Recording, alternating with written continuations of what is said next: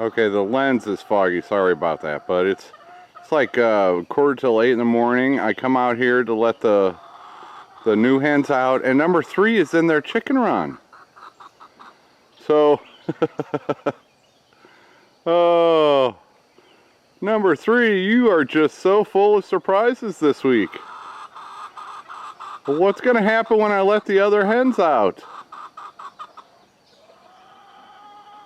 Should I try to lure number 2 in there with you? I don't know. You'll fly out. You're probably going to fly out here right now. Well, we will find out.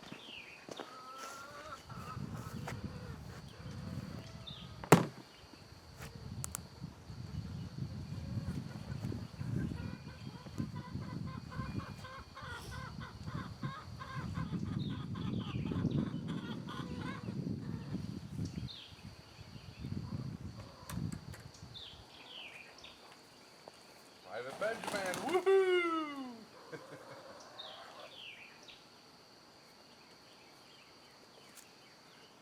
She does that a lot. She'll wait up, when she hears me coming, she gets up on the roost and then she comes flying out the door. You're cute, Private Benjamin. Where's Carol Burnett? Are you laying an egg already? Hi, Carol. Water, water. Everybody's good.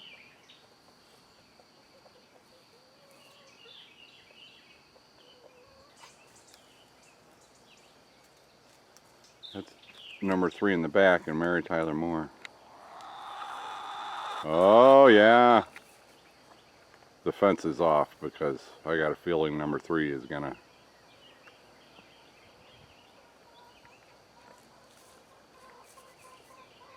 And I would think Mary Tyler Moore, she's number 2 in their pecking order, but I think she's a little bit more, I don't know, aggressive than Betty White. But we'll see how Betty White reacts to number 3 being out there.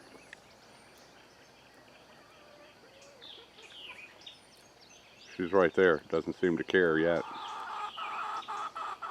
Yes, good morning, number 2. I gave you a handful of food. Do you want to get in there with number 3 and the rest of the girls? You're the only one who hasn't been in with them yet.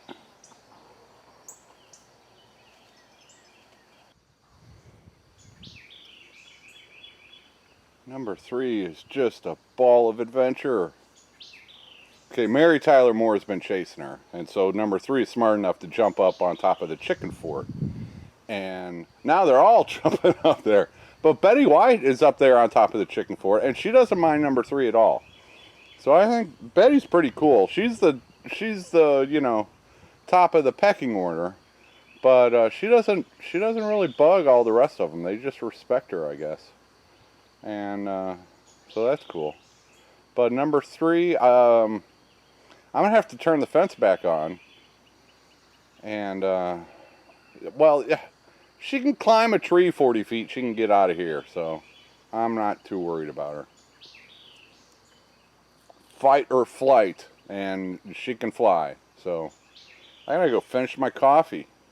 Good afternoon from Bobblehead Homestead. I am Jeff. Today is Saturday. It's well over 90 degrees, and I am taking her easy. Went into Danville to check out the farmer's market again, and I got there too late.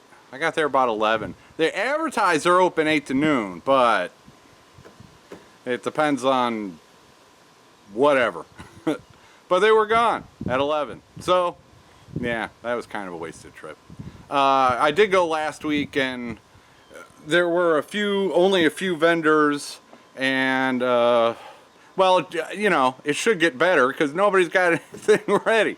I'm not going to have any flowers blooming for a month probably. So, yep. And they did it a few times last fall, and it did okay. So they're doing it again this year, and we'll see how it goes. I did learn, thanks to River Mountain Homestead.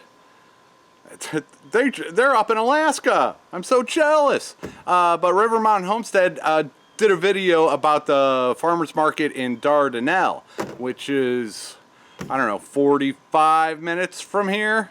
and Russellville is about an hour from here, and Russellville has farmers markets. Let's see, and then I just learned that in Boonville, the Tractor Supply, they're going to try to have like market days in their parking lot.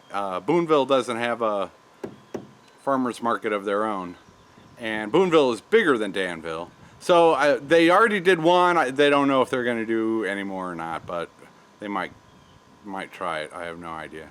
But that would be that'd be another outlet. And of course there are floral shops all over the place, and wedding planners and churches and restaurants, and yeah, a lot of potential. I got to grow them first. So yeah, that's what I did this morning. Went into town. I just got done watering all the plants. I did take some pictures. The roses are really going well. That's one thing I'll do before I go back inside and take my nap. I'll show you some roses. Well, yeah. Well, you'll see. What else? That's probably going to be it today. It is hot, and I did so much yesterday that I'm giving myself a day off. All the seed starts are watered and cool, and oh yeah, number 3. She did not roost up in that big tree last night. I think they roosted somewhere around the fencing to the new hens. And because when I went out there, you saw it, number 3 was in their fencing. And I let her out. They were, Mary Tyler Moore and Punky Brewster were the culprits. They were chasing her around. And they weren't stuck in a pen, so number 3 wasn't getting hurt or anything. She could weave in and out of that chicken fort and jump up on top of the chicken fort. And so finally they were pestering her too much, so I went in there and I lifted up the fencing, turned it off, lifted up the fencing, and number 3 went scooting out, and happily ever after today. I haven't seen her. Number 1, I'm starting to get worried about. She was broody, missing for a day, showed up for 5 minutes, showed up the next day for 2 minutes. She didn't show up yesterday, and I have not at all yesterday, and I have not seen her today. So that's yeah. It's the downside of having wild chickens. You never know. You never know. And it got me to thinking that, in the wild, what a hen is doing is she is, literally putting her life on the line to hatch those eggs and raise the next generation.